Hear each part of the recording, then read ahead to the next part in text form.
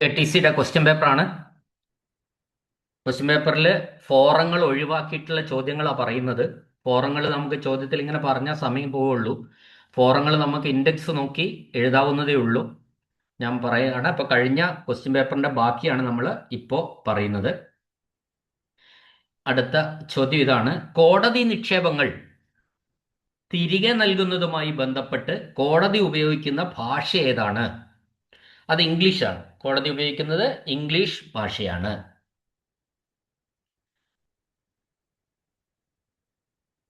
അടുത്ത ചോദ്യം: ട്രഷറി അക്കൗണ്ടിലെ ഡെബിറ്റുകളെ പിന്തുണയ്ക്കുന്ന ബില്ലുകൾ, വിശദമായ ബില്ലുകൾ കടം വാങ്ങിയ ആളുടെ രസീതുകൾ പരിശോധിച്ച് ഉറപ്പുവരുത്തിയ ശേഷം കളക്ടർ ആർക്കാണ് അയച്ചു കൊടുക്കുന്നത്? കളക്ടർ അക്കൗണ്ടന്റ് ജനറലിനാണ് ഇത് അയച്ചു കൊടുക്കുന്നത്.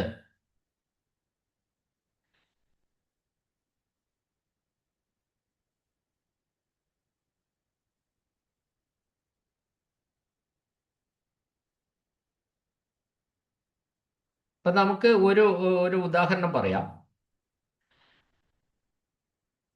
കളക്ടർ ആണ് ശരിക്കും ട്രഷറി അക്കൗണ്ടിലെ വരവ് ചെലവുകൾ പരിശോധിച്ചൊക്കെ കൃത്യം ഉറപ്പാക്കിയതിന് ശേഷം, ഇപ്പോൾ ഒരു 10 ലക്ഷം രൂപ ഒരു പണിക്ക് വേണ്ടിയിട്ട് ഒരു ഉദ്യോഗസ്ഥൻ പിൻവലിച്ചു, ഒരു വർക്കിന് വേണ്ടി എന്ന് വിചാരിക്കും. ആ പിൻവലിച്ചതിന് ശേഷം നമ്മൾ അതുമായി ബന്ധപ്പെട്ട ബില്ലുകളും വൗച്ചറുകളും എല്ലാം കൂടി ആർക്ക് സബ്മിറ്റ് ചെയ്യും? കളക്ടർക്ക് സബ്മിറ്റ് ചെയ്യും. കളക്ടർ അത് വിശദമായ അതിൻ്റെ ജെന്യുവിനെസ് ഒക്കെ പരിശോധിച്ച് ബില്ലുകൾ ഒറിജിനലാണോ അക്കാര്യങ്ങളൊക്കെ പരിശോധിച്ചതിന് ശേഷമാണ് അത് ആർക്ക് അയച്ചു കൊടുക്കും? അക്കൗണ്ടന്റ് ജനറലിന് അയച്ചു കൊടുക്കും. അതാണ് ഇവിടെ പറഞ്ഞിട്ടുള്ളത്. ആർക്കാണ് അയച്ചു കിടക്കുന്നതാണ് ചോദിച്ചിട്ടുള്ളത്. ക്ലിയർ ആയിട്ടുണ്ടാവും എന്ന് വിചാരിക്കുന്നു.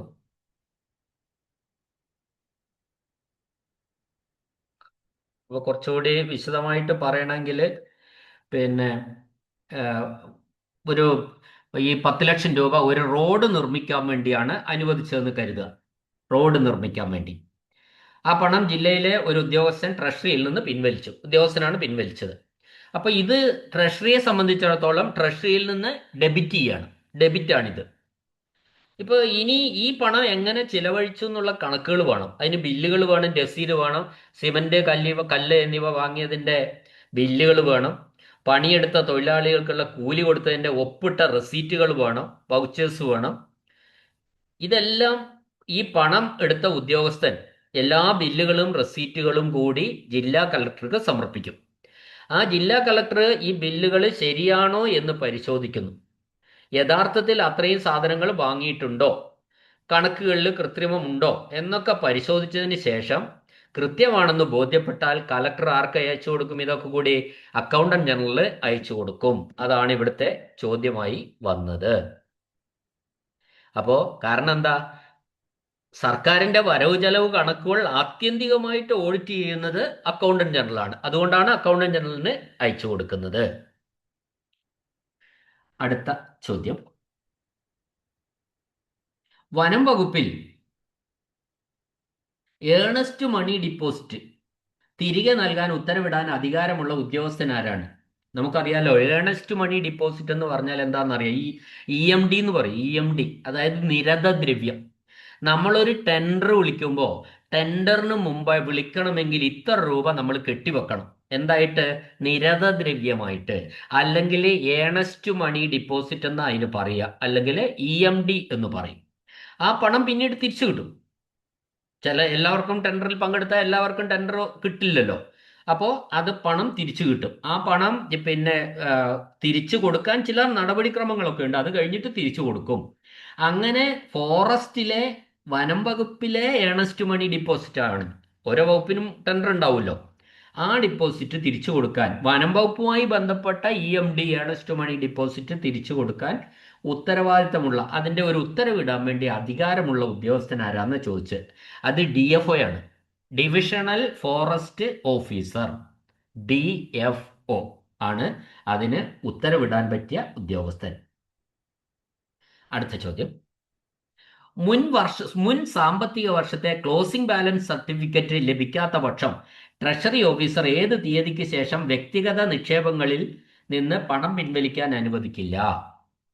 കേൾക്കണേ, ചോദ്യം ഇമ്പോർട്ടൻ്റ് ആണ്. ഞാൻ വീണ്ടും നേരത്തെ പറഞ്ഞ എക്സാമ്പിളിലേക്ക് വരാം. ഒരു ഹൈസ്കൂളിൽ ഒരു പി ഡി അക്കൗണ്ട് ഉണ്ടായിരുന്നു ട്രഷറിയിൽ. ഹൈസ്കൂളിൽ ഹെഡ് മാസ്റ്ററുടെ പേരിൽ ഒരു പി ഡി അക്കൗണ്ട് ട്രഷറിയിൽ ഉണ്ടായിരുന്നു. അതിൽ നമ്മൾ ഓരോ മാസവും പി ഡി അക്കൗണ്ട് ആകുമ്പോൾ നമ്മൾ എന്താ, ഓരോ മാസവും നമ്മൾ റീകൺസിലേഷൻ നടത്തണം. നമ്മുടെ അക്കൗണ്ടും ട്രഷറിയിലെ അക്കൗണ്ടും അതെങ്ങനെയാണ് ഉറപ്പുവരുത്തുക? അതിനൊക്കെ ചെലാനുണ്ടാവും. ചെലാൻ വെച്ചിട്ട് ഇതും അതും ശരിയാണ്, തുല്യമായിട്ട് പോയിക്കൊണ്ടിരിക്കണം. അതിനാണ് റീകൺസിലേഷൻ എന്ന് പറയുന്നത്. അതിനുശേഷം നമ്മൾ ഒരു ഫിനാൻഷ്യലി അവസാനിക്കുമ്പോൾ ഒരു ക്ലോസിംഗ് ബാലൻസ് സർട്ടിഫിക്കറ്റ് കൊടുക്കേണ്ടതായിട്ടുണ്ട് ട്രഷറിക്ക്. ആ ക്ലോസിംഗ് ബാലൻസ് സർട്ടിഫിക്കറ്റ് എന്ന് പറഞ്ഞാൽ ഫിനാൻഷ്യൽ ഇയറിന്റെ എൻഡിലാണ്. ഫിനാൻഷ്യൽ ഇയറിന്റെ എൻഡ് എന്ന് പറഞ്ഞാൽ മാർച്ച് 31 ഒരു ക്ലോസിംഗ് ബാലൻസ് സർട്ടിഫിക്കറ്റ് കൊടുക്കണം. അതിന് CBC എന്ന് പറയും, CBC ചുരുക്കി. അപ്പോൾ certified that the closing balance of പിന്നെ ഇന്ന സ്കൂൾ ഈസ് RS ഇത്ര എന്ന് പറഞ്ഞിട്ട് സർട്ടിഫിക്കറ്റ് ആണ്. അത് ഫിഗർ വേർഡ്സിലും അക്കത്തിലും അക്ഷരത്തിലും എഴുതിയ ഒരു സർട്ടിഫിക്കറ്റ് ട്രഷറി ഓഫീസർക്ക് കൊടുക്കും ഈ ബന്ധപ്പെട്ട ഹെഡ് മാസ്റ്റർ. ക്ലോസിംഗ് ബാലൻസ് ഇത്രയാണെന്നും പറഞ്ഞു.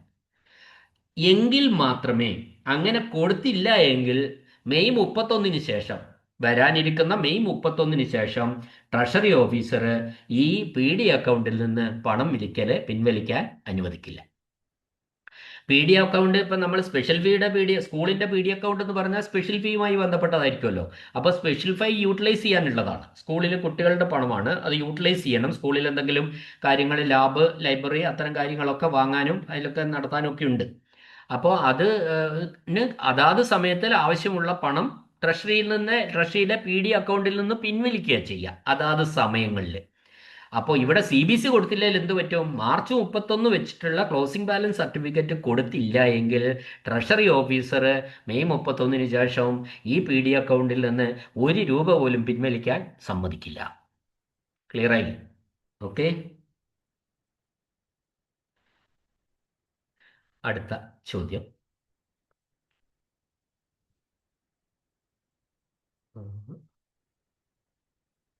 70.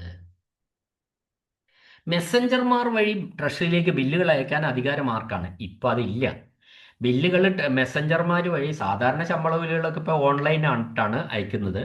പണ്ട് OAമാരുടെ അടുത്തൊക്കെ കൊടുത്തു വിടുകയായിരുന്നു. ചില ബില്ലുകൾ അങ്ങനെ വന്നു കഴിഞ്ഞാൽ കൊടുത്തുവിടാൻ അധികാരം ആർക്കാന്നാണ് ചോദിക്കുക. അത് ഡ്രോയിങ് ഓഫീസർക്കാണ്. ആരാണോ ഡ്രോ ചെയ്യാൻ ഉത്തരവാദിത്തപ്പെട്ട ഉദ്യോഗസ്ഥൻ, അയാളാണ് മെസ്സഞ്ചർ മുഖാന്തരം ബില്ലുകൾ കൊടുത്തുവിടുന്നത്.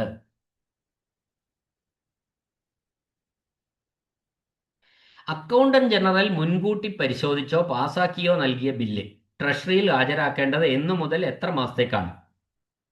AG പാസാക്കിയിട്ടാണ് ഒരു ബില്ല് വരുന്നതെങ്കിൽ ആ പാസാക്കിയ തീയതി മുതൽ 3 മാസത്തിനകം ട്രഷറിയിൽ സബ്മിറ്റ് ചെയ്തിട്ടുണ്ടാവണം. ക്ലിയർ? അടുത്ത ചോദ്യം. അന്തരിച്ച സർക്കാർ ജീവനക്കാരുടെ ക്ലെയിമുകൾ പിൻവലിക്കാൻ അധികാരം ആർക്കാണ്? നമ്മൾ സ്വാഭാവികമായിട്ട് ചിന്തിക്കേണ്ട ഒരു കാര്യമാണ്. ഒരു ജീവനക്കാരൻ മരണപ്പെട്ടു പോയി സർവീസിലിരിക്കെ, അപ്പോൾ അദ്ദേഹത്തിന് പല ആനുകൂല്യങ്ങളും കിട്ടാനുണ്ടായിരിക്കും ഗവൺമെന്റിൽ നിന്ന്. അപ്പോൾ ആ പണം പിൻവലിച്ച് നൽകുകയാണ് വേണ്ടത്. പിന്നെ അത് ലീഗൽ ഹയർഷിപ്പ് സർട്ടിഫിക്കറ്റ് ഒക്കെ പ്രൊഡ്യൂസ് ചെയ്തതിന് ശേഷം, അതായത് അനന്തരാവകാശികൾ ആരാണോ അവർക്കാണ് ഈ ഇദ്ദേഹത്തിന് കിട്ടേണ്ട ആനുകൂല്യങ്ങൾ എന്തെങ്കിലുമൊക്കെ ഉണ്ടെങ്കിൽ അവർക്കാണ് കൊടുക്കുക. അപ്പോൾ ആ അനന്തരാവകാശികൾക്ക് നമ്മൾ ആ സ്ഥാപനത്തിന്റെ മേലധികാരി പിൻവലിച്ചു കൊടുക്കണം.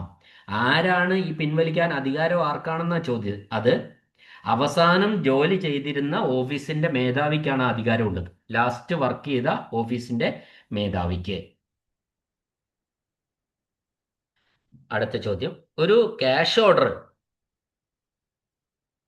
ഇഷ്യൂ ചെയ്ത തീയതി മുതൽ എത്ര മാസത്തിനകം മാറിയില്ലെങ്കിൽ അത് അസാധുവായിട്ട് മാറും? ക്യാഷ് ഓർഡർ 3 മാസത്തിനുള്ളിൽ മാറിയില്ലെങ്കിൽ അസാധുവാകും. അത് ഈ ക്യാഷ് ഓർഡർ എന്താണെന്ന് നിങ്ങൾക്ക് മനസ്സിലായോ? അതായത് പിന്നെ ബാങ്ക് വഴിയോ മറ്റ് ധനകാര്യ സ്ഥാപനങ്ങൾ വഴിയോ പണം കൈമാറാൻ ഉപയോഗിക്കുന്ന ഒരുതരം പേയ്മെന്റ് ഓർഡറാണ് ഈ ക്യാഷ് ഓർഡർ എന്ന് പറയുന്നത്. ഇത് ഒരു ചെക്കല്ല. ക്യാഷ് ഓർഡർ എന്ന് പറയുന്നത് ചെക്കല്ല, എന്നാൽ ചെക്കുമായി സാമ്യതകളുണ്ട്. അപ്പോൾ ക്യാഷ് ഓർഡറും ചെക്കുകളും തമ്മിലുള്ള വ്യത്യാസം എന്താണെന്ന് വെച്ചാൽ, സാധാരണ ചെക്ക് നൽകിയാൽ അക്കൗണ്ടിൽ പണം ഉണ്ടെങ്കിൽ മാത്രമേ അത് മാറി കിട്ടുള്ളൂ. ചെക്ക് ചിലപ്പോൾ ബൗൺസ് ആകാൻ സാധ്യതയുണ്ട്. എന്നാൽ ക്യാഷ് ഓർഡർ കിട്ടണമെങ്കിൽ നമ്മൾ പണം മുൻകൂട്ടി ബാങ്കിൽ അടയ്ക്കേണ്ടതുണ്ട്. അതുകൊണ്ട് തന്നെ ക്യാഷ് ഓർഡർ ഒരിക്കലും ബൗൺസ് ആവില്ല. പണം ലഭിക്കുമെന്നതിന് 100% ഉറപ്പുണ്ട്. ഏതിന്റെ കാര്യത്തില്? ക്യാഷ് ഓർഡറിന്റെ കാര്യത്തില്. അപ്പോ കേരള സർക്കാർ ഓഫീസുകളിലോ മറ്റു ഔദ്യോഗിക ഇടപാടുകളിലോ ഡ്രാഫ്റ്റിന് പകരമായോ സുരക്ഷിതമായ ഒരു ചെറിയ ഇടപാടുകൾക്കോ ആണിത് കൂടുതലായിട്ട് ഉപയോഗിക്കുന്നത്. ക്യാഷ് ഓർഡറിന്റെ കാലാവധിയും 3 മാസമാണ്. ഇത് ഈ ക്യാഷ് ഓർഡർ നമ്മൾ മനസ്സിലാക്കേണ്ട, മുൻകൂട്ടി പണം അടച്ച് ബാങ്ക് മുഖേന നൽകുന്ന ഉറപ്പുള്ള ഒരു പേയ്മെന്റ് രേഖയാണ് ശരിക്കും ക്യാഷ് ഓർഡർ. അപ്പൊ പണം കിട്ടാത്ത പ്രശ്നം വരുന്നില്ല. മുൻകൂട്ടി പണം അടച്ചിട്ടാണ് നമ്മൾ ക്യാഷ് ഓർഡർ വാങ്ങുന്നത്. അതുകൊണ്ട് എന്താണ്, ചെക്കിനേക്കാൾ സേഫ് ആണ് ക്യാഷ് ഓർഡർ. ഉറപ്പാണ് ചെക്കിനേക്കാൾ. അതാണ്. ഓക്കെ, അടുത്ത ചോദ്യം. ഫോമാണ് അടുത്തത് ഫോമാണ്, അത് വേണ്ട. ആ, ഒരു ട്രഷറി സേവിങ് TSBയിൽ ട്രഷറി സേവിങ്സ് ബാങ്കിൽ ഒരു അക്കൗണ്ട് ഓപ്പൺ ചെയ്യുന്നതിന് എത്ര രൂപ മിനിമം ആവശ്യമാണ്? ട്രഷറി സേവിങ്സ് ബാങ്കിൽ, അത് ഇമ്പോർട്ടൻറ്റ് ക്വസ്റ്റ്യൻ ആണ് കേട്ടോ. ട്രഷറി സേവിങ്സ് ബാങ്കിൽ ഒരു അക്കൗണ്ട് ഓപ്പൺ ചെയ്യുന്നതിന് 100 രൂപ മിനിമം ആവശ്യം അവിടെ. അതോടൊപ്പം തന്നെ ആ അക്കൗണ്ടിൽ നമ്മൾ പണം കൂടുതലായിട്ടുണ്ട്, 10,000 20,000 ഒക്കെ ഓരോ മാസങ്ങളും ഇട്ടു ഉണ്ട്. പക്ഷേ മിനിമം 100 അവിടെ വെച്ചിട്ട് മാത്രമേ ബാക്കി പിൻവലിക്കാൻ പറ്റൂ. എപ്പോഴും ആ 100 രൂപ മെയിൻറ്റെയിൻ ചെയ്യുകയും വേണം. അത് അക്കൗണ്ടിൽ മിനിമം 100 അവിടെ ഉണ്ടാവുകയും വേണം.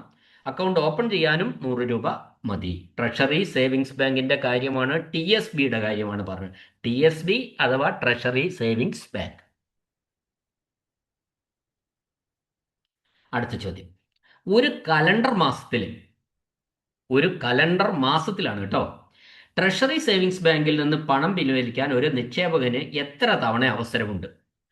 TSBയിൽ നിന്ന് പണം പിൻവലിക്കാൻ ഒരു മാസം എത്ര തവണ പിൻവലിക്കാമെന്നാണ് ചോദ്യം. അത് 12 തവണ പിൻവലിക്കാം. TSBയിൽ നിന്ന് ഒരു മാസം 12 തവണ പണം പിൻവലിക്കാം നിക്ഷേപിച്ചയാളിന്.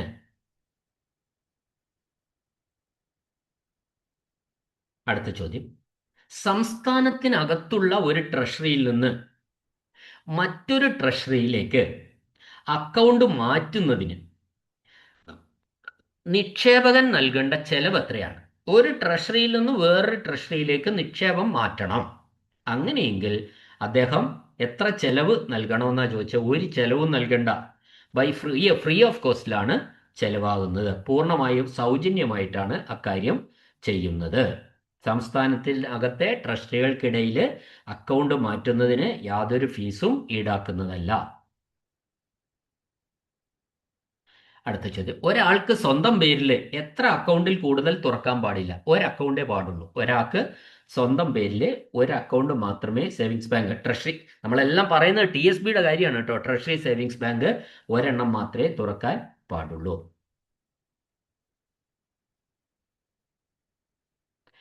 അടുത്ത ചോദ്യം. ട്രഷറികൾ ഓരോ സ്ഥാപനത്തിനും ഒരു സമയം എത്ര ബിൽ ബുക്കുകൾ നൽകണം? പഴയ ചോദ്യമാണ്, ഇപ്പൊ ബിൽ ബുക്ക് ഇല്ല. ട്രഷറികൾ ഒരു സ്ഥാപനത്തിന് ഒരു ബിൽ ബുക്കേ നൽകാവൂ, അത് മനസ്സിലാക്കി വെക്കുക. അപ്പോൾ സാധാരണ ഇപ്പോൾ ഈ പിന്നെ സ്പാർക്കൊക്കെ മുഖാന്തരം ശമ്പളം വാങ്ങുന്ന എല്ലാ സ്ഥാപനങ്ങൾക്കും ഒരു സ്ഥാപനത്തിനും ബിൽ ബുക്ക്, പഴയ കാലത്തെ ഒരു കൊച്ചു പുസ്തകമുണ്ട് ബിൽ ബുക്ക് എന്ന് പറയും, ആ ബിൽ ബുക്ക് ഇല്ല.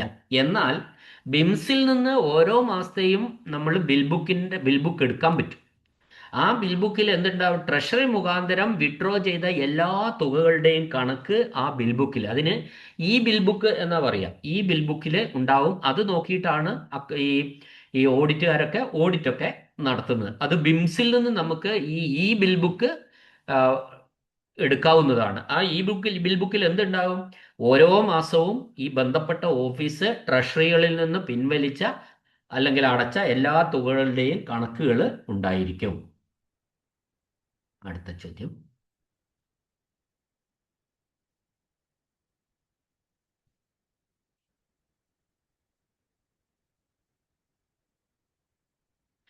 ട്രഷറി നൽകുന്ന പേയ്മെന്റ് ഓർഡറുകൾ കളക്ടർ നിശ്ചയിക്കുന്നതിനനുസരിച്ച് പരമാവധി എത്ര ദിവസത്തേക്ക് മാത്രമേ സാധുതയുള്ളൂ? കളക്ടർ നിശ്ചയിക്കുന്നതിനനുസരിച്ച് ട്രഷറിയിൽ മാറാനുള്ള പേയ്മെന്റ് ഓർഡറിന് സാധാരണ 10 ദിവസത്തേക്ക് ആ കാലാവധി ഉള്ളത്. അത് കളക്ടർ നിശ്ചയിക്കുന്നതിനനുസരിച്ചാണ്. അതായത് ഇത് ഞാൻ ഒന്നും കൂടി പറയാം. ജില്ലാ കളക്ടറുടെ പ്രത്യേക നിർദ്ദേശമോ ഉത്തരവോ ഉണ്ടെങ്കിൽ പരമാവധി കാലാവധി 10 ദിവസമായിട്ട് ചുരുക്കാനുള്ള വ്യവസ്ഥയുണ്ട്. ഇതിനൊക്കെ കാലാവധി 3 മാസത്തെ കാലാവധി.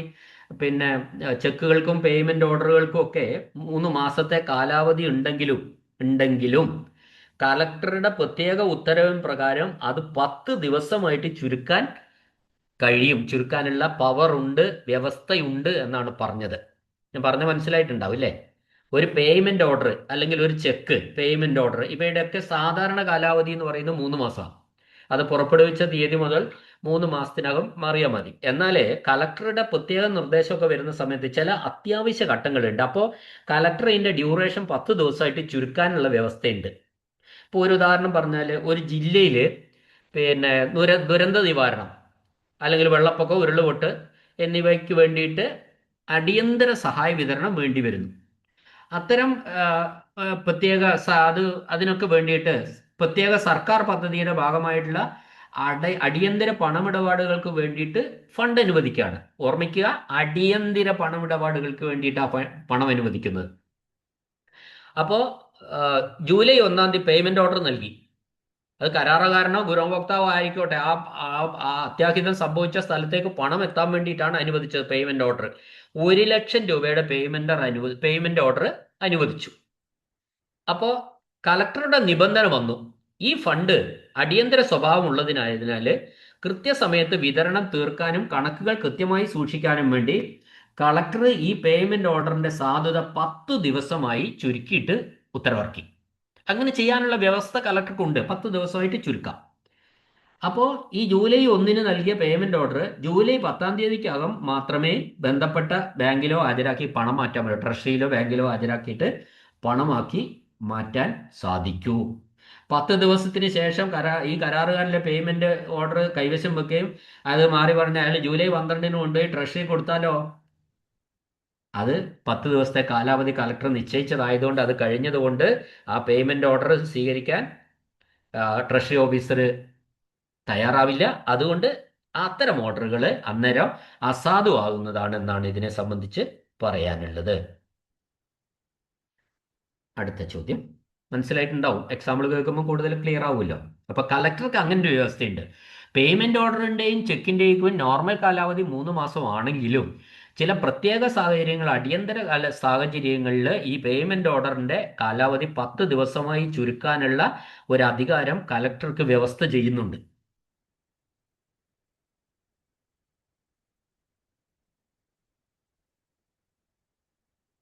അടുത്ത ചോദ്യം, ട്രഷറികൾ ഉൾപ്പെടെയുള്ള ജില്ലാ ട്രഷറിയുടെ പരിധിയിലുള്ള പണമിടപാടുകളുടെയും ബുക്ക് ട്രാൻസ്ഫറുകളുടെയും പൂർണ്ണമായ കണക്ക് സൂക്ഷിക്കേണ്ടത് ഏതിലാണ് സൂക്ഷിക്കുക? ജില്ലാ ട്രഷറിയുടെ പരിധിയിലുള്ള പണമിടപാടുകളുടെയും ബുക്ക് ട്രാൻസ്ഫറിൻ്റെയും ഒക്കെ ഇത് കണക്ക് സൂക്ഷിക്കേണ്ടത് ഡേ ബുക്കിലാണ്. ഈ ട്രഷറികളിൽ സൂക്ഷിക്കുന്ന ഒരു സംഭവമാണ് ഡേ ബുക്ക്. അതായത് ഓരോ ദിവസവും നടക്കുന്ന എല്ലാ പണമിടപാടുകളുടെയും വരവ് ചെലവ് എല്ലാം ക്രോഡീകരിച്ച് എഴുതുന്ന പ്രധാനപ്പെട്ട പുസ്തകമാണ്, ട്രഷറികൾ സൂക്ഷിക്കുന്ന പ്രധാനപ്പെട്ട പുസ്തകമാണ് ഡേ ബുക്ക് എന്ന് പറയുന്നത്.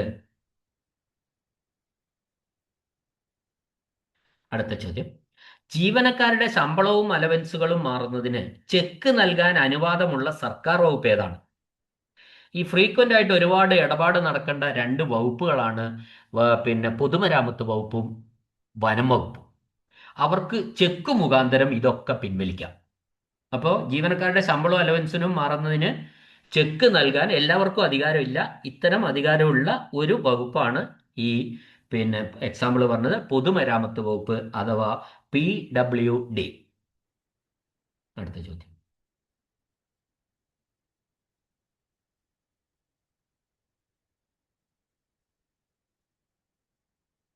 ഇഷ്യൂ ചെയ്ത തീയതി മുതൽ എത്ര മാസത്തേക്ക് മാറാതെ കിടക്കുന്ന ചെക്ക് ഡ്രോയിങ് ഓഫീസർ റദ്ദാക്കണം? ഡ്രോയിങ് ഓഫീസർ ഒരു ചെക്ക് ഇഷ്യൂ ചെയ്തു. അത് ഇഷ്യൂ ചെയ്തിട്ട് മാറാതെ കിടക്കുന്ന ചെക്ക് എത്ര കാലത്തേക്ക് മാറിയില്ലെങ്കിൽ ഡ്രോയിങ് ഓഫീസർ അത് പിന്നെ റദ്ദാക്കണമെന്നാണ്, ക്യാൻസൽ ചെയ്യണം. 12 മാസത്തേക്ക് ഈ ചെക്ക് ഇഷ്യൂ ചെയ്തതിന് ശേഷം 12 മാസത്തേക്ക് അത് മാറിയില്ല എങ്കിൽ ആ ചെക്ക് ആ, അസാധുവാക്കണം. അത് ഡ്രോയിങ് ഓഫീസർ ക്യാൻസൽ ചെയ്യണമെന്നാണ് പറഞ്ഞിട്ടുള്ളത്. പെൻഷൻ കമ്മ്യൂട്ടേഷൻ കേസുകളിൽ കമ്മ്യൂട്ട് ചെയ്ത പെൻഷൻ തുകയും അതിന്റെ കമ്മ്യൂണിക്കേഷനും നൽകാനുള്ള അധികാരം ഉത്തരവിടുന്ന ആരാണ്? നമുക്കറിയാം, ഒരു ജീവനക്കാരന് പെൻഷൻ കൊടുക്കാൻ അല്ലെങ്കിൽ കമ്മ്യൂട്ടേഷൻ കൊടുക്കണം, അല്ലെങ്കിൽ DCRG കൊടുക്കണം. ഈ മേടിക്കുന്നത് എവിടുന്ന? ട്രഷറിന്നാ മേടിക്കുന്നത്. ഇതൊക്കെ കൊടുക്കുന്നത് ആരാ? അത് ഓതറൈസേഷൻ അക്കൗണ്ടന്റ് ജനറൽ കൊടുത്താൽ മാത്രമേ ട്രഷറി ഓഫീസർ ഇത് തരുള്ളൂ. അത് പെൻഷൻ പാസ്സാക്കുന്നത് ബന്ധപ്പെട്ട ഉദ്യോഗസ്ഥന്മാരാണ്. പക്ഷെ ഈ പെൻഷന്റെയും കമ്മ്യൂട്ടേഷന്റെയും പിന്നെ DCRGയുടെയും ഒക്കെ അംഗീകാരം, ഓതറൈസേഷൻ നടത്തുന്നത് അക്കൗണ്ടന്റ് ജനറലാണ്.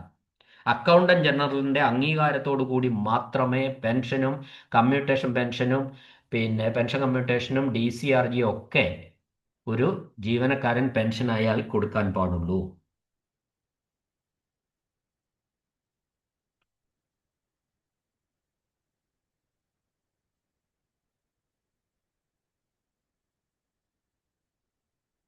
അടുത്ത ചോദ്യം, ഓരോ ഡിവിഷണൽ ഓഫീസറുടെയും ലെറ്റേഴ്സ് ഓഫ് ക്രെഡിറ്റ് കോപ്പി അടക്കം വകുപ്പ് മേധാവിക്ക് നൽകേണ്ടത് ആരാണ്? ലെറ്റേഴ്സ് ഓഫ് കോപ്പി അടക്കം വകുപ്പ് മേധാവിക്ക് കൊടുക്കേണ്ടത് ഫിനാൻസ് ഡിപ്പാർട്ട്മെന്റ് ആണ്.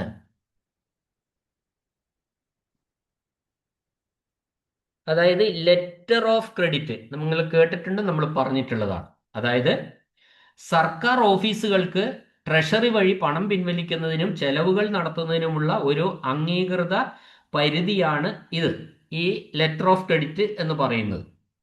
സർക്കാർ വകുപ്പുകളിലെ ഡിവിഷണൽ ഓഫീസർമാർക്ക് സാമ്പത്തിക വർഷത്തെ ചെലവുകൾക്കായി ഫണ്ട് ഉപയോഗിക്കാൻ ധനകാര്യ വകുപ്പാണ് ലെറ്റർ ഓഫ് ക്രെഡിറ്റ് നൽകുന്നത്. എന്നിട്ട് ഈ ലെറ്റർ ഓഫ് ക്രെഡിറ്റിന്റെ പകർപ്പ് ആ വകുപ്പിന്റെ തലവനും നൽകും. അതാണ് നടക്കുന്നത്. ഞാനിതൊരു ഉദാഹരണ സഹിതം ഒന്ന് പറയാം.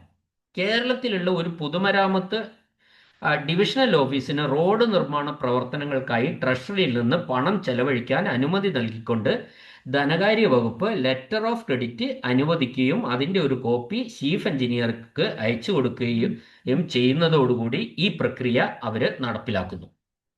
ക്ലിയർ അല്ലേ? കേരളത്തിലെ ഒരു പൊതുമരാമത്ത് ഡിവിഷണൽ ഓഫീസിന് റോഡ് നിർമ്മാണ പ്രവർത്തനങ്ങൾക്കായിട്ട് ട്രഷറിയിൽ നിന്ന് പണം ചെലവഴിക്കാൻ അനുമതി നൽകിക്കൊണ്ട് ധനകാര്യ വകുപ്പ് ലെറ്റർ ഓഫ് ക്രെഡിറ്റ് അനുവദിക്കും. ഇതിന്റെ ഒരു കോപ്പി ചീഫ് എഞ്ചിനീയർക്ക് അയച്ചു കൊടുക്കുകയും ചെയ്യും.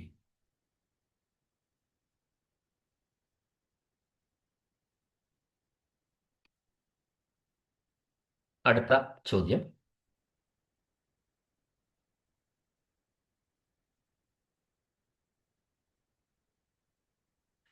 ഡിവിഷണൽ ഓഫീസർമാരിൽ നിന്ന് ലഭിച്ച റിക്വസിഷന്റെ അടിസ്ഥാനത്തിൽ നൽകിയ എല്ലാ പബ്ലിക് വർക്ക്സ് ചെക്ക് ബുക്കുകളുടെയും എണ്ണം കാണിക്കുന്ന സ്റ്റേറ്റ്മെന്റ് ട്രഷറി ഓഫീസർ ഓരോ ഡിവിഷണൽ ഓഫീസർക്കും അയക്കേണ്ടത് എപ്പോഴാണ്?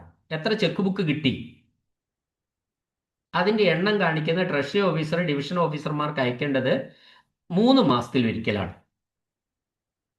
അതായത് 3 മാസത്തിൽ ഒരിക്കൽ ചെക്ക് ബുക്കുകൾ സംബന്ധിച്ച കണക്കുകൾ നൽകണം.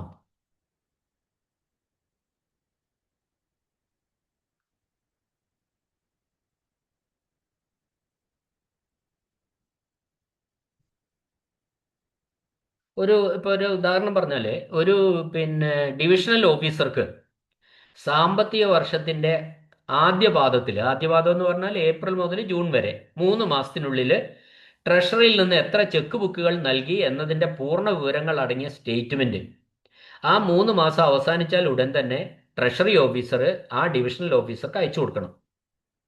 ഇത് ആ പിന്നെ കണക്കുകളിൽ കൃത്യത ഉറപ്പാക്കാൻ ചെയ്യുന്ന ഒരു മാർഗമാണ്. അപ്പൊ അങ്ങനെ ഓരോ 3 മാസം കഴിയുമ്പോഴും, ഒരിക്കൽ കൂടി പറയാം, ഒരു ഡിവിഷണൽ ഓഫീസർക്ക് സാമ്പത്തിക വർഷത്തിന്റെ ആദ്യ പാദത്തിൽ, അതായത് ഏപ്രിൽ മെയ് ജൂൺ 3 മാസം, അത് 3 മാസത്തിനുള്ളിൽ ട്രഷറിയിൽ നിന്ന് എത്ര ചെക്ക് ബുക്കുകൾ നൽകി എന്നതിന്റെ പൂർണ്ണ വിവരങ്ങൾ അടങ്ങിയ സ്റ്റേറ്റ്മെന്റ് 3 മാസം കഴിഞ്ഞാൽ ഉടനെ ഡിവിഷൻ ഓഫീസർക്ക് അയച്ചു കൊടുക്കും. ഇതാണ് അതിൽ പറഞ്ഞിരിക്കുന്നത്. അടുത്ത ചോദ്യം, അക്കൗണ്ടന്റ് ജനറലിന് മുൻകൂർ അനുമതി ഇല്ലാതെ 266 പെൻഷൻ ആൻഡ് റിട്ടയർമെന്റ് ബെനിഫിറ്റ്സ് എന്ന ശീർഷകത്തിന് കീഴിൽ വരുന്ന പെൻഷൻ എത്ര വർഷത്തേക്ക് പെൻഷൻ എത്ര വർഷത്തേക്ക് വാങ്ങാതിരുന്നാൽ നമുക്ക് അത് പിന്നീട് നൽകാൻ പാടില്ലാത്ത 3 വർഷം പെൻഷൻ വാങ്ങാതിരുന്നാലാണ് പറയുന്നത് പിന്നീട് നൽകാൻ പാടില്ല എന്ന് പറയുന്നത്.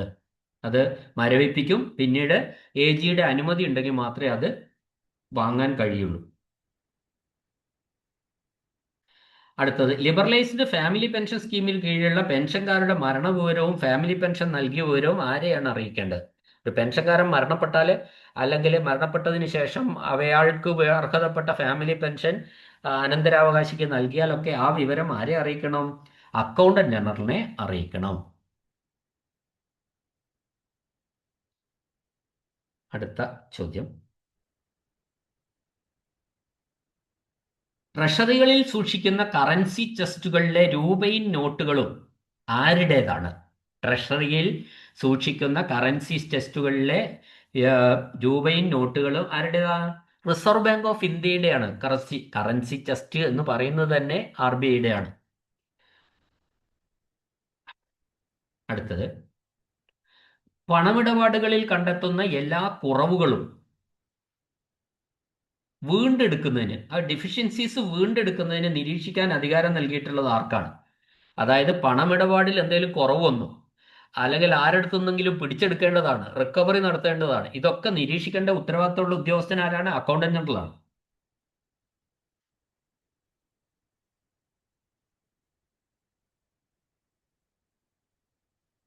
പോലീസുകാരുടെ റെമിറ്റൻസുകളുടെ കാര്യത്തിൽ ബന്ധപ്പെട്ട പോലീസിന്റെ ആരാണ് ഡ്രാഫ്റ്റുകൾ പണം സ്വീകരിക്കുന്നവർക്ക് നേരിട്ട് അയക്കാൻ, ഡ്രാഫ്റ്റ് അയക്കണം? In the case of police department ആരാണ് ഡ്രാഫ്റ്റ് അയക്കേണ്ടതെന്നാണ് ചോദ്യം. ഡ്രാഫ്റ്റ് അയക്കേണ്ടത് SP ആണ്, സൂപ്രണ്ട് ഓഫ് പോലീസ് ആണ്.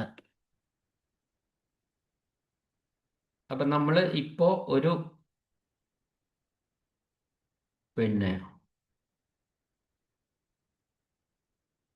ക്വസ്റ്റ്യൻ പേപ്പറിലെ ചോദ്യങ്ങൾ നമ്മൾ ഇപ്പോൾ ഏകദേശം തീർന്നിട്ടുണ്ട്. ഇനി നമ്മൾ സമയമുള്ളതുകൊണ്ട് അടുത്ത ചോദ്യത്തിലേക്ക് നമുക്ക് കടക്കാം.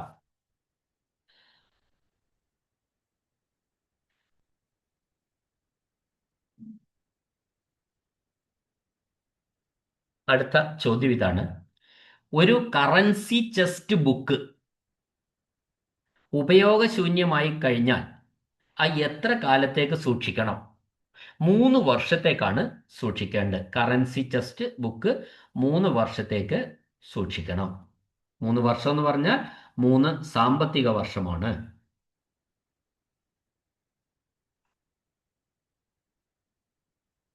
അടുത്ത ചോദ്യം: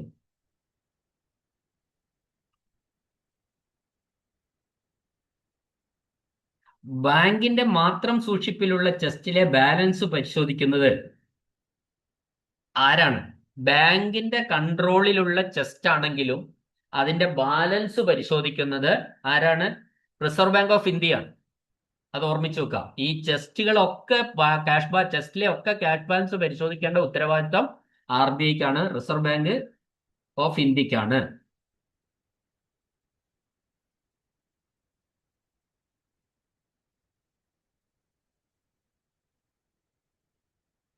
കേരള ഫിനാൻഷ്യൽ കോഡ് വോളിയം 2 നിർദ്ദേശിച്ചിട്ടുള്ള ഫോം 9A പ്രകാരം ഡ്രോയിങ് ഓഫീസർമാർ സൂക്ഷിക്കേണ്ട രജിസ്റ്റർ, ഫോം 9A പ്രകാരം സൂക്ഷിക്കേണ്ട രജിസ്റ്റർ എന്ന് പറയുന്നത് ഇൻക്രിമെന്റ് രജിസ്റ്റർ ആണ്.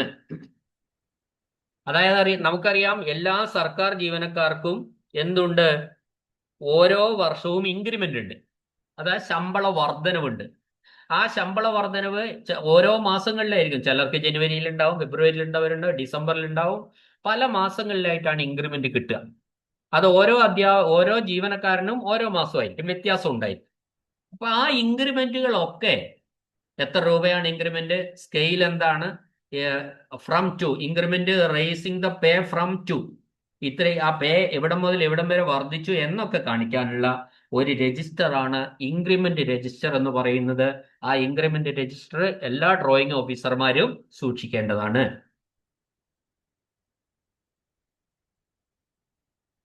അടുത്ത ചോദ്യം: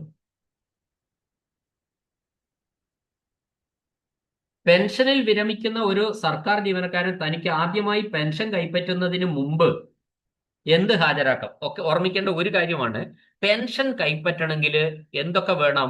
ഒന്ന്, അക്കൗണ്ടന്റ് ജനറലിന്റെ ഓതറൈസേഷൻ വേണം. പെൻഷൻ പാസ്സാക്കാനുള്ള ഉത്തരവാദിത്വം, ഇപ്പൊ ഞാൻ ഒരു ഉദാഹരണം വെച്ച് പറയാം. ഒരു പ്രൈമറി സ്കൂളിലെ ഹെഡ് മാസ്റ്ററുടെ പെൻഷൻ, ഒരു പ്രൈമറി സ്കൂളിലെ ഹെഡ് മാസ്റ്ററുടെ പെൻഷൻ പാസ്സാക്കാനുള്ള അധികാരി ആരാണ്? അസിസ്റ്റന്റ് എഡ്യൂക്കേഷൻ ഓഫീസറാ, AEO ആണ് പാസ്സാക്കുന്നത്. പക്ഷെ AEO പാസ്സാക്കിയത് കൊണ്ട് ഈ പണം കിട്ടില്ല, പെൻഷൻ കിട്ടില്ല. മറിച്ച് AEO പാസ്സാക്കി അത് അക്കൗണ്ടന്റ് ജനറലിന് സമർപ്പിക്കണം. അക്കൗണ്ടന്റ് ജനറലാണ് ഇതിന്റെ അംഗീകാരം തരേണ്ടത്, ഓതറൈസേഷൻ തരേണ്ടത്. അപ്പോൾ AG ഓതറൈസേഷൻ തന്നാൽ മാത്രമേ ഇത് നമുക്ക് പിൻവലിക്കാൻ പറ്റുള്ളൂ. ട്രഷറി ഓഫീസർ ഇത് പാസ്സാക്കിയെന്ന് പറഞ്ഞിട്ട് തരില്ല. AGയുടെ അംഗീകാരം ഉണ്ടെങ്കിൽ അത് ട്രഷറി ഓഫീസർക്ക് രേഖാമൂലം കിട്ടിയാൽ മാത്രമേ ട്രഷറി ഓഫീസർ പണം തരികയുള്ളൂ. അതുകൂടാതെ, അത് കോമൺ ആയിട്ടുള്ള കാര്യം, ഒരു ആൾക്ക് പെൻഷൻ കിട്ടണമെങ്കിൽ എന്ത് വേണം? LPC വേണം. ലാസ്റ്റ് പേ സർട്ടിഫിക്കറ്റ് കൊടുത്താലേ അയാൾക്ക് കിട്ടുള്ളൂ. എല്ലാ ജീവനക്കാരനും അറിഞ്ഞിരിക്കേണ്ടതും ഓർമ്മിച്ചിരിക്കേണ്ടതുമായ കാര്യമാണ്. ഒരു പെൻഷനിൽ വിരമിക്കുന്ന ഒരു സർക്കാർ ജീവനക്കാരൻ തനിക്ക് ആദ്യമായിട്ട് ഫസ്റ്റ് ടൈം പെൻഷൻ കിട്ടുന്നതിന് എന്ത് കൊടുക്കണം? ലാസ്റ്റ് പേ സർട്ടിഫിക്കറ്റ് കൊടുക്കണം. അവസാനം അറിയാലോ, LPC എന്ന് പറഞ്ഞാൽ അറിയാം, ലാസ്റ്റ് പേ സർട്ടിഫിക്കറ്റ്. അവസാന പേ വാങ്ങിയ സർട്ടിഫിക്കറ്റ് ആണ് ലാസ്റ്റ് പേ സർട്ടിഫിക്കറ്റ് എന്ന് പറയുന്നത്. ഇപ്പൊ ലാസ്റ്റ് പേ വാങ്ങിയ സർട്ടിഫിക്കറ്റ്, LPC ലാസ്റ്റ് പേ സർട്ടിഫിക്കറ്റ് കൊടുത്താലേ പെൻഷൻ ആദ്യമായിട്ട് പാസ്സാവുകയുള്ളൂ, കിട്ടുള്ളൂ. അടുത്ത ചോദ്യം,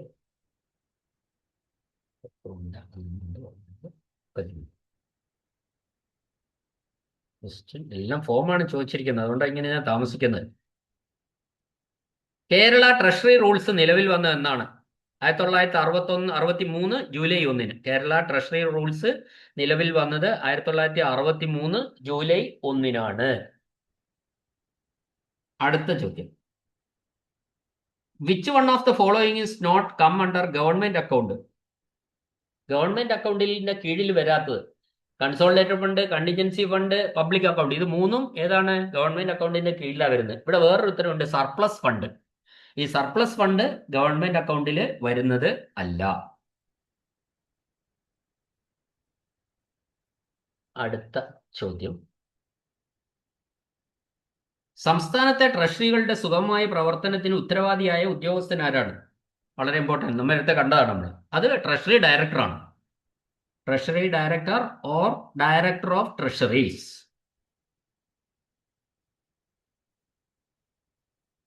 അടുത്ത ചോദ്യം 19. ജില്ലാ ട്രഷറികളുടെ പരിശോധന,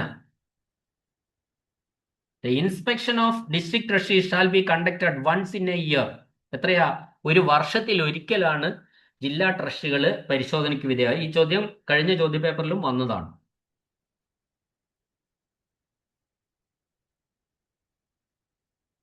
ഒരു സബ് ട്രഷറിയുടെ പ്രതിമാസ ക്ലോസിംഗ് ബാലൻസ് പരിശോധിച്ച്, ഒരു സബ് ട്രഷറിയുടെ പ്രതിമാസ ക്ലോസിംഗ് ബാലൻസ് പരിശോധിച്ച് അതിന്റെ ഫലം ജില്ലാ ട്രഷറി ഓഫീസർക്ക് റിപ്പോർട്ട് ചെയ്യേണ്ടത് എപ്പോഴാണ്?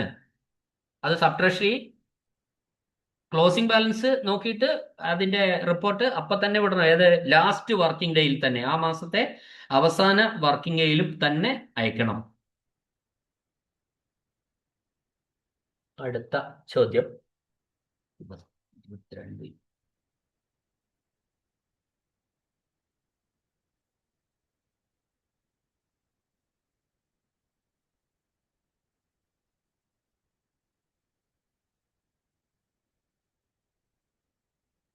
അടുത്ത ചോദ്യം വീണ്ടും ഫോം ചോദിച്ചിരിക്കുന്നു കേട്ടോ. ക്യാഷ് ബുക്കിന്റെ ഫോം വീണ്ടും ചോദിച്ചിരിക്കുന്നു. ക്യാഷ് ബുക്കിന്റെ ഫോം വളരെ പ്രധാനപ്പെട്ടാണ്. TR 7A ആണ് ക്യാഷ് ബുക്കിന്റെ ഫോം. TR 7A.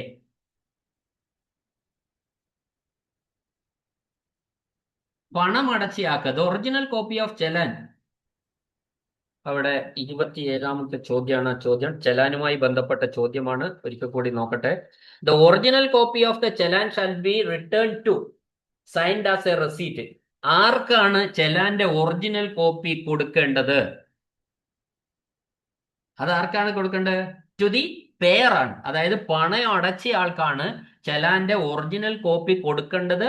പണം അടച്ചയാൾക്കാണ്. അതിനാണ് നമ്മൾ given to the payer, payer എന്ന് പറയുന്നത്. ഡ്യൂപ്ലിക്കേറ്റ് കോപ്പി ആര് സൂക്ഷിക്കണം? ട്രഷറി സൂക്ഷിക്കണം. ഫീസ് അടച്ചു കഴിയുമ്പോൾ പൈസ അടച്ചയാൾക്ക് ഒറിജിനൽ കോപ്പി കൊടുക്കണം. ഡ്യൂപ്ലിക്കേറ്റ് കോപ്പി ട്രഷറി സൂക്ഷിക്കുകയും വേണം.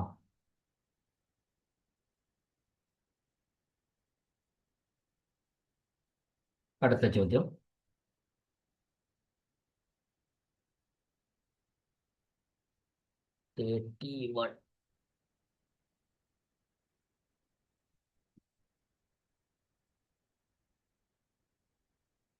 അടുത്ത ചോദ്യം.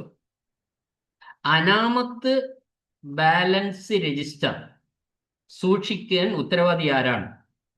അനാമത്ത് ബാലൻസ് രജിസ്റ്റർ.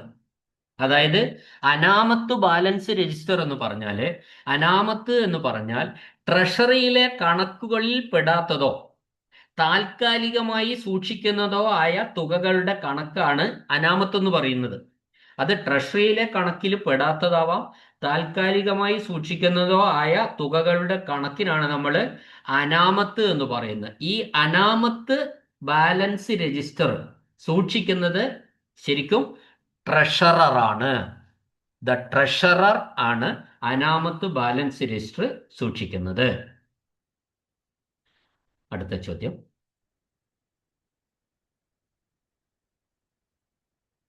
ട്രഷറിയുടെ സ്ട്രോങ് റൂം സുരക്ഷിതവും ഉപയോഗയോഗ്യവുമാണെന്ന് സാക്ഷ്യപ്പെടുത്താൻ അധികാരമുള്ള പൊതുമരാമത്ത് വകുപ്പ് ഉദ്യോഗസ്ഥൻ ആരാണ്? PWD ഉദ്യോഗസ്ഥൻ ആരാണ്? അത് വളരെ ഉത്തരവാദിത്തപ്പെട്ട ഉദ്യോഗസ്ഥനാണ്.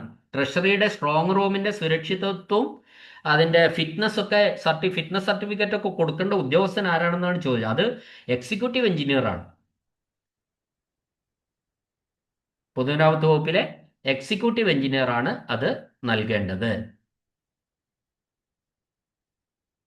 അടുത്ത ചോദ്യം.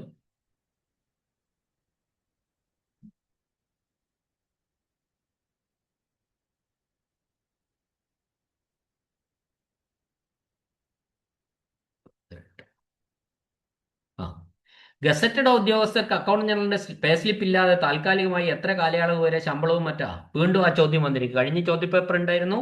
ഗസറ്റഡ് ഓഫീസർമാർക്ക് അക്കൗണ്ടന്റ് ജനറലിന്റെ പേ സ്ലിപ്പ് ഇല്ലാതെ 3 മാസം വരെ ശമ്പളവും മറ്റ് ആനുകൂല്യങ്ങളും നൽകും.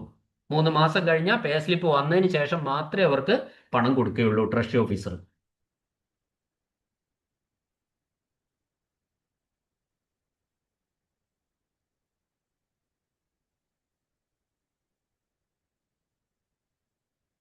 അടുത്ത ചോദ്യം.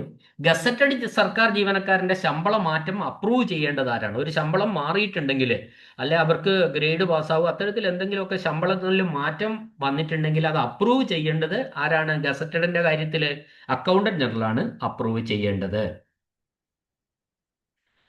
താഴെ പറയുന്നവയിൽ ഡബിൾ ലോക്ക് ഓഫീസർ ആരാണ്? അടുത്ത ചോദ്യം. നേരത്തെ പറഞ്ഞ ക്വസ്റ്റ്യൻ ആണ്. നമുക്കറിയാം ഡബിൾ ലോക്ക് ഓഫീസർമാർ രണ്ടുപേരാ. ഒന്ന് ട്രഷറി ഓഫീസറും ഒന്ന് ചീഫ് ട്രഷററുമാണ്. ഓക്കെ.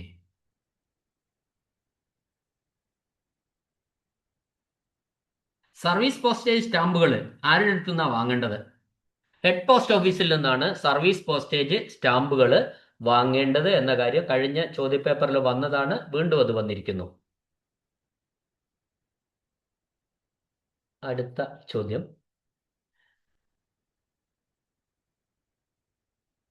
ട്രഷറിയിൽ നിന്ന് നിക്ഷേപം പിൻവലിക്കാൻ കോടതിയോ മറ്റ് അധികാരികളോ പുറപ്പെടുവിക്കുന്ന ഉത്തരവ് അത് ഏത് ഭാഷയിലാണെന്നാ?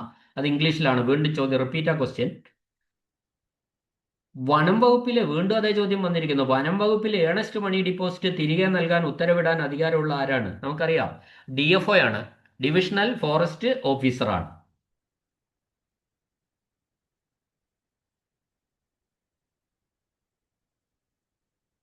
Treasury savings bank cheque issue ചെയ്ത തീയതി മുതൽ എത്ര കാലത്തേക്ക് അതിന്റെ വാലിഡിറ്റി എത്രയാണ്? ട്രഷറി സേവിങ്സ് ബാങ്ക് ചെക്കിന്റെ വാലിഡിറ്റി 3 മാസമാണ്.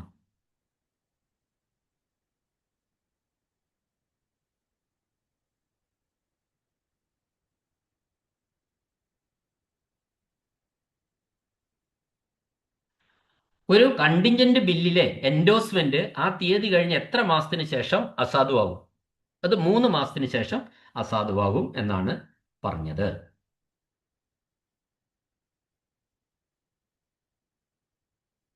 പിന്നെ ബിൽ ബുക്കുമായിട്ട് ബന്ധപ്പെട്ട ഒരു ചോദ്യമാണ് നമ്മൾ ഒഴിവാക്കുക, കാരണം ബിൽ ബുക്ക് പലയിടത്തും ഇല്ല. ബിൽ ബുക്ക് നഷ്ടപ്പെട്ടാലേ അന്വേഷണം ആരംഭിക്കുകയും ഉത്തരവാദിത്വം നിശ്ചയിക്കുകയും ചെയ്യേണ്ടത് ആരാണെന്നാണ് ചോദിച്ചത്. ബിൽ ബുക്ക് നഷ്ടപ്പെട്ടാൽ അതിന്റെ ഉത്തരവാദിത്വം വഹിക്കേണ്ടത് പിന്നെ ഡ്രോയിങ് ഓഫീസറാണ്. അത് ആദ്യത്തെ പിന്നെ അന്വേഷണമൊക്കെ നടത്തി നടപടി സ്വീകരിക്കേണ്ടത് ഡ്രോയിങ് ഓഫീസറാണ്. എത്ര സുപൂർണ്ണ സാമ്പത്തിക വർഷം ഇടപാടുകൾ നടക്കാത്ത ട്രഷറി സേവിംഗ് ബാങ്കുകളെ പ്രവർത്തനരഹിതമായ അക്കൗണ്ടായിട്ട്, അൺഓപ്പറേറ്റഡ് അക്കൗണ്ടായിട്ട് കണക്കാക്കാവുന്നത് എത്ര കൊല്ലം ഒന്നും നടക്കാതെ 5 വർഷത്തേക്ക് ഒരിടപാടുകളും നടക്കാത്ത അക്കൗണ്ടുകളെയാണ് നമ്മൾ പ്രവർത്തനരഹിതമായ അക്കൗണ്ട് അല്ലെങ്കിൽ അൺഓപ്പറേറ്റഡ് ആയിട്ടുള്ള അക്കൗണ്ട് എന്ന് പറയുന്നത്. തുടർച്ചയായി 5 വർഷത്തോളം TSB അക്കൗണ്ടിൽ ഒരിടപാടും നടത്തിയിട്ടില്ലെങ്കിൽ അത് ഇനാക്റ്റീവ് അല്ലെങ്കിൽ അൺഓപ്പറേറ്റഡ് അക്കൗണ്ടായി മാറുന്നു.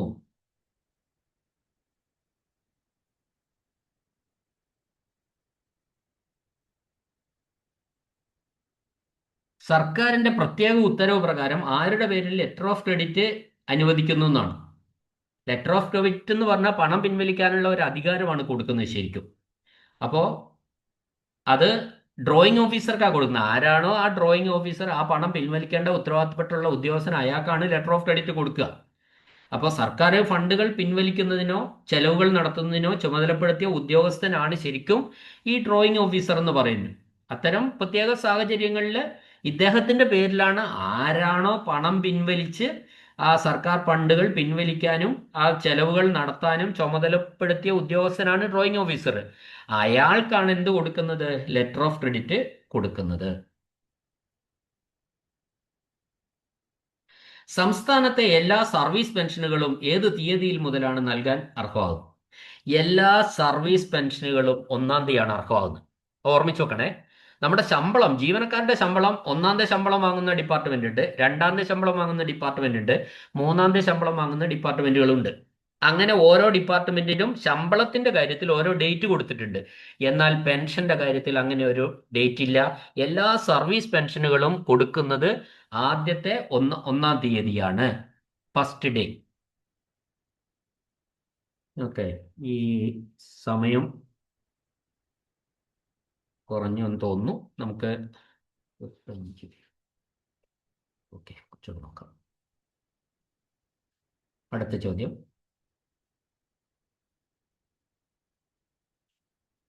ചോദ്യം 59.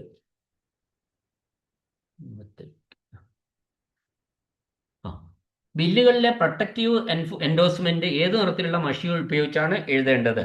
Protective endorsement.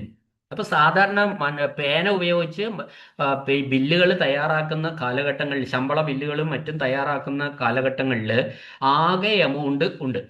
ഇപ്പോൾ ആകെ എമൗണ്ടിന് ഒരു പ്രൊട്ടക്ഷൻ നോട്ട് നമ്മൾ എഴുതും. പ്രൊട്ടക്ഷൻ നോട്ട് ഒരു എക്സാമ്പിൾ ഞാൻ പറഞ്ഞുതരാം. പിന്നെ ഒരു ബില്ലില്, ശമ്പള ബില്ലില് 2,25,000 രൂപ ആണ് നമ്മളുടെ ടോട്ടൽ എമൗണ്ട്. ആ ബില്ലിന്റെ ടോട്ടൽ എമൗണ്ട് എന്ന് വിചാരിച്ചോ. അപ്പോൾ അതിന്റെ സൈഡിൽ നമ്മൾ എഴുതും ബിലോ RS 2,25,001 എന്ന് പറഞ്ഞാൽ ആ 2,25,000 നമ്മുടെ ഗ്രോസ് എമൗണ്ട് ക്ലെയിം ചെയ്യുന്നത്. അതിനൊരു പ്രൊട്ടക്ഷൻ കൊടുക്കുകയാണ്. അപ്പൊ നമ്മൾ ബിലോ RS 2,25,001 എന്നിട്ട് ബ്രാക്കറ്റിൽ എഴുതും ₹2,25,001 ഓൺലി എന്ന് ബ്രാക്കറ്റ് ക്ലോസ് ചെയ്യും. അതാണ് പ്രൊട്ടക്ഷൻ നോട്ട് എന്ന് പറയുന്നത്. ഈ 2,25,000 എന്ന് പറയുന്ന ഗ്രോസ് എമൗണ്ടിന് ഒരു പ്രൊട്ടക്ഷൻ ആയിട്ടാണ് ആ എമൗണ്ട് എഴുതുന്നത്. അത് റൂളാണ്. അപ്പൊ അത് എഴുതുന്നത് സാധാരണഗതിയിൽ പേന ഉപയോഗിച്ച് നമ്മൾ ക്ലെയിം ചെയ്യും. ബില്ലുകൾ തയ്യാറാക്കുന്ന സന്ദർഭത്തിൽ ചുവപ്പ് മഷി ഉപയോഗിച്ചിട്ടാണ് ആ പ്രൊട്ടക്ഷൻ നോട്ട് എഴുതുന്നത്. അതിനാണ് നമ്മൾ പ്രൊട്ടക്റ്റീവ് എൻഡോഴ്സ്മെന്റ് എന്ന് പറയുന്നത്. ഓക്കെ,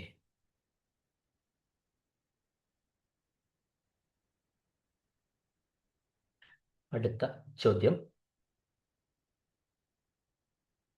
ട്രഷറി സ്ഥിര നിക്ഷേപങ്ങൾ കാലാവധിക്ക് മുമ്പ് പിൻവലിക്കുമ്പോൾ ആ തുക ട്രഷറിയിൽ കിടന്ന കാലയളവിന് ബാധകമായ പലിശ നിരക്കിൽ നിന്ന് എത്ര ശതമാനം കുറവ് ചെയ്യും? പലിശ നിരക്ക് 3% കുറവ് ചെയ്തിട്ടാ കൊടുക്കുക. ഇപ്പൊ നമ്മൾ 8% പലിശ നിരക്കിനാ നമ്മൾ എടുത്തതെങ്കിൽ നമ്മൾ കാലാവധി എത്തുന്നതിന് മുമ്പ് പിൻവലിച്ചാലോ ആ കടന്ന കാലത്തേക്ക് 3% കുറച്ചുള്ള പലിശ മാത്രമേ കൂട്ടുകയുള്ളൂ എന്നാണ് അർത്ഥം. മച്ചുവർ ആകുന്നതിന് മുമ്പ് പിൻവലിച്ചാൽ.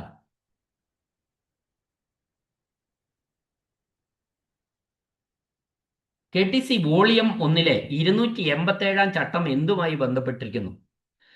ചട്ടം എന്ന് പറയുന്നത് അത് ഞാൻ ബോധപൂർവം പറയാണ്, 287 ചട്ടം എന്ന് പറയുന്നത് മസ്റ്ററിങ്ങുമായിട്ട് ബന്ധപ്പെട്ടാണ്. മസ്റ്ററിങ് എന്താ? മസ്റ്ററിങ് ഒരു പെൻഷൻകാരൻ ജീവിച്ചിരിക്കുന്നുണ്ട് എന്ന് ഉറപ്പുവരുത്തുന്ന പ്രക്രിയയാണ് മസ്റ്ററിങ്. ജീവനക്കാർക്ക് മസ്റ്ററിങ്ങിന്റെ ആവശ്യമില്ല. അതിൽ ദിവസവും ഒരു ഓഫീസിൽ വന്ന് ഒപ്പിടുന്ന ആൾക്കാരാണ്, ഒരു സ്ഥാപന മേധാവി ഒക്കെ ഉണ്ടാവും. എന്നാൽ പെൻഷൻകാരെ സംബന്ധിച്ചിടത്തോളം അവരെവിടെയാണെന്നോ എന്താണെന്നോ ഒന്നും ഒരു ഉറപ്പുമില്ല. അപ്പോൾ ഒരു വർഷത്തിൽ ഒരിക്കൽ അവര് മസ്റ്ററിങ് നടത്തണം. അതിന് പകരമാണ് പണ്ട് ലൈഫ് സർട്ടിഫിക്കറ്റ് എന്നൊക്കെ പറയാറുണ്ട്, അതുപോലെ.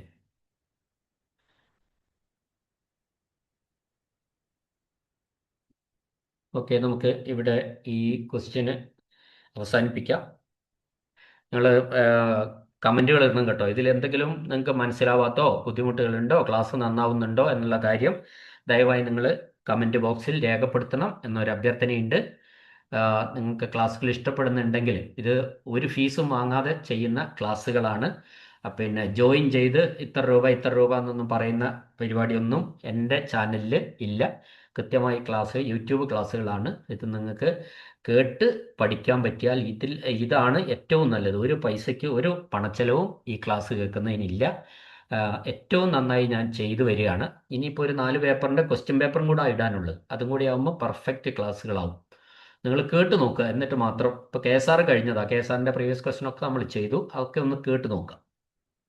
ഓക്കെ, ക്ലാസ് കേട്ട എല്ലാവർക്കും നന്ദി, നമസ്കാരം.